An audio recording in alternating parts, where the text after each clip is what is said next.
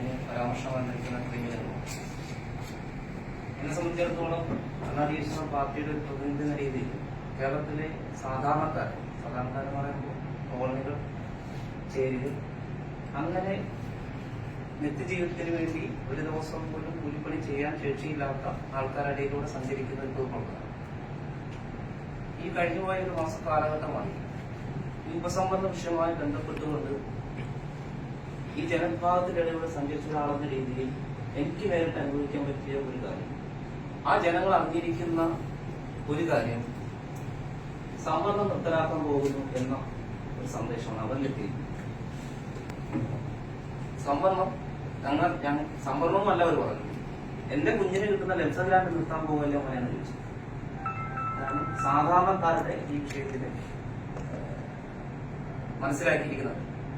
അതെങ്ങനെ അവരിലേക്ക് എത്തിയെന്ന് ചോദിച്ചാൽ, കേരളത്തിലെ പൊതുമണ്ഡലത്തിൽ നിൽക്കുന്ന വിമോചനം, സമൂഹത്തിന്റെ ഉന്നതിക്ക് നമ്മൾ മുന്നിൽ കാണുന്ന ആക്ടിവിസ്റ്റുകൾ, അതോടൊപ്പം തന്നെ നേതൃത്വം, അവരിലൂടെ ഈ വിഷയത്തെ ചർച്ച ചെയ്ത് പോയിരിക്കുന്നത് ക്രമീകരണം, അതിനപ്പുറം ഭാവിയിൽ സംവരണം നിർത്തലാക്കാൻ പോകുന്നതിന്റെ ആദ്യഘട്ടമാണ് എന്ന ഒരു ചർച്ചയുടെ അനന്തരഫലമാണ് ഈ സംവരണ ആനുകൂല്യം കിട്ടേണ്ട സാധാരണക്കാരുടെ മനസ്സിൽ എന്റെ മക്കൾക്ക് പെൻഷൻ കാര്യം കിട്ടില്ലല്ലോ എന്ന ഒരു സംശയത്തിലേക്ക് അല്ലെങ്കിൽ ഈ നിയമത്തെ കുറിച്ച്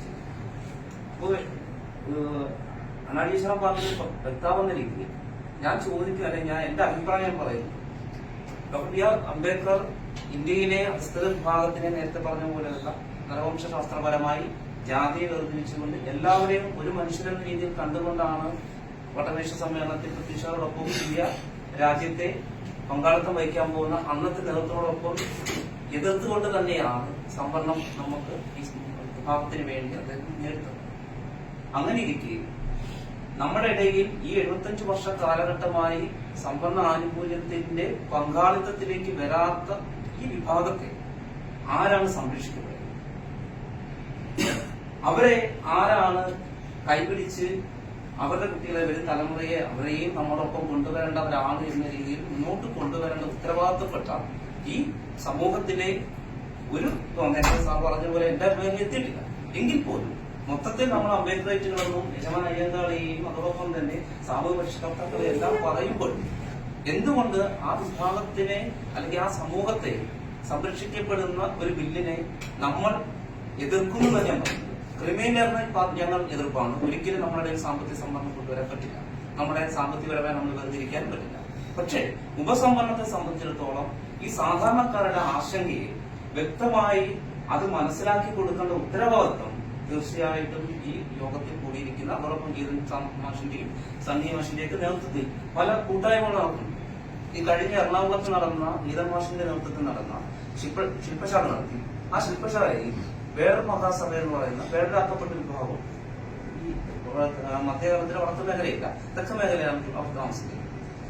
വെറും സാധാരണ ഇന്നും പുറമ്പോക്കിൽ കഴിയുന്ന ആ വിഭാഗത്തിനെ പ്രദാനം ചെയ്യുന്ന സജീവ് എന്നുള്ളൊരു പ്രതിനിധി കരഞ്ഞുകൊണ്ടാണ് അദ്ദേഹം ചോദിച്ച ചോദ്യം. ഞാൻ വേറൊരു വിഭാഗത്തിലുള്ളതാണ്, എന്റെ സമൂഹത്തിന്, എന്റെ മക്കൾക്കും കൂടി ഒരു സംരക്ഷണത്തിന് വേണ്ടി സുപ്രീം കോടതിയിൽ വിധി പറയുമ്പോൾ സഹോദരങ്ങളെന്ന് നാളിതുവരെയും പറഞ്ഞു പഠിപ്പിച്ച നിങ്ങൾ എതിർക്കുന്നത് എന്തിനാണെന്ന ഒറ്റ ചോദ്യത്തിന് മുന്നിൽ ആ ഡൈസിലിരുന്ന ഒരാൾക്ക് പോലും മറുപടി പറഞ്ഞു.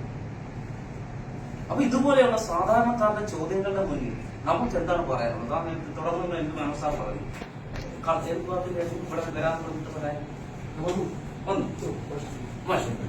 കള്ളാർ വിഭാഗം അല്ലെ, അതോ കള്ളാർ വിഭാഗത്തിന്റെ പ്രതിനിധി സാധനം വെച്ചിട്ട് പറഞ്ഞത് ഈ യോഗം തന്നെ ഉപസംവരണവും ക്രിമിനലിനെയും എതിർക്കുന്നതിന് വേണ്ടിയാണ്. അപ്പോ ഞങ്ങളെ പോലെയുള്ള വിഭാഗത്തിന്റെ സംരക്ഷണം ഇല്ലാതാക്കുന്നതിന് വേണ്ടിയുള്ള ഒരു ചർച്ചയിൽ ഞാൻ പങ്കെടുക്കണോ എന്നുള്ള ഒരു സാധാരണക്കാരുടെ ചോദ്യത്തിന് മുന്നിൽ നമ്മൾ ഒരു കൂട്ടം ഈ വിഭാഗത്തെ മുന്നോട്ട് കൊണ്ടുപോകുന്ന നേതൃത്വങ്ങൾ, ഗോവിന്ദ് സാർ ഉൾപ്പെടെയുള്ള അല്ലെങ്കിൽ ലീഗിന്റെ നേതൃത്വം, ആ വരുന്ന അല്ലെങ്കിൽ BKC ഉൾപ്പെടെയുള്ള നേതൃത്വങ്ങൾ ഈ സമൂഹത്തെ എങ്ങോട്ടാണ് കൊണ്ടുപോകേണ്ടതെന്ന് ചോദ്യം മുന്നിൽ വന്നു. അത് തീർച്ചയായിട്ടും നിഷേധിക്കാൻ പറ്റുന്ന കാര്യമാണ്. നമ്മൾ അംബേദ്കറേറ്റ് വാദമാണ് മുന്നോട്ട് വെക്കുന്നതെങ്കിൽ എല്ലാവരെയും കൂട്ടിച്ചേർത്ത് പിടിക്കാനുള്ള മാനസിക മാറ്റം നമുക്കുണ്ടാകണം. അതല്ലാതെ ഗാന്ധിവാദമാണ് നമ്മൾ പറയുന്നതെങ്കിൽ തീർച്ചയായിട്ടും നമുക്ക് എല്ലാവരും മാറ്റി നിർത്തേണ്ടിയും വരും. കാര്യം ഗാന്ധിയാണ് പറഞ്ഞത്, സംവരണ കൂലാറ്റ് ആക്ട് കൊണ്ടുവന്നാൽ ഇവിടെ എന്ത് ചെയ്യും, ഹിന്ദു എന്ന് പറയുന്ന ഒരു സംഖ്യ നഷ്ടമാകും. അതുകൊണ്ട് പൂനം ബാറ്റിനെ എടുത്ത ഗാന്ധിയെ സംബന്ധിച്ചിടത്തോളം ഗാന്ധി അത് നിലനിർത്താനാകും. ഗാന്ധിക്കെതിരെ അംബേദ്കർ പറഞ്ഞ വാക്ക് നമുക്ക് എല്ലാവർക്കും അറിയാം. വിളക്കുകാലിൽ കെട്ടി തൂക്കിയിട്ട് കൊന്നാൽ പോലും ഞാൻ ഇതിൽ നിന്ന് പിന്മാറില്ല എന്ന് പറഞ്ഞ് എന്റെ സമൂഹത്തിന് വേണ്ടിയാണ്. അങ്ങനെയാണെങ്കിൽ നാളെ ചരിത്രത്തിലേക്ക് തീർച്ചയായും ഒരു ചോദ്യം ഉണ്ടാവും. ആ ചോദ്യത്തെ നമ്മളെല്ലാം അഭിമുഖീകരിക്കേണ്ടി വരും.